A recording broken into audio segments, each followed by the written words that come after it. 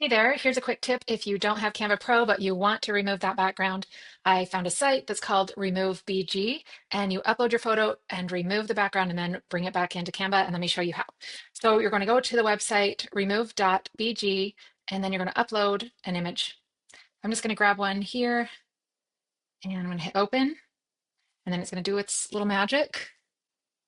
All right, now I can download it. So go here for free. You can do this preview size. If this is for something that's for a big scale, you're not going to want to use this. You're going to want to pay for it or get the Canva Pro feature. But this is just a nice little workaround when you just need the background removed for something like an Instagram post or something like that. All right, so now that we have that removed and it's downloaded, we're going to bring it back into Canva. So I have an Instagram post size open here. I'm going to go to uploads and then I'm going to upload a file and then I'm just going to grab that from my download folder.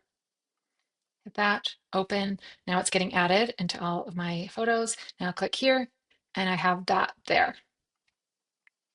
All right, let me take it one step further. If you want to put a little shadow on whatever you've removed, let me show you an easy way to do that. So I'm just going to select this. I'm going to copy and paste it.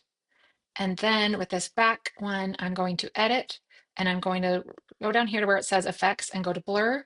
And then I'm going to say whole image. I want to blur, bring it way over, and then go one more time to edit and adjust again. And then we're going to take the brightness down so it's basically black like a shadow.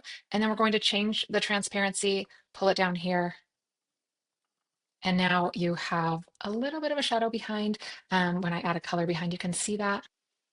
All right, you can see that I have a little shadow there. And then of course, I'm going to add in all of my little pieces of branding that I like to add and add your text, and then you're ready to go. All right, we'll see.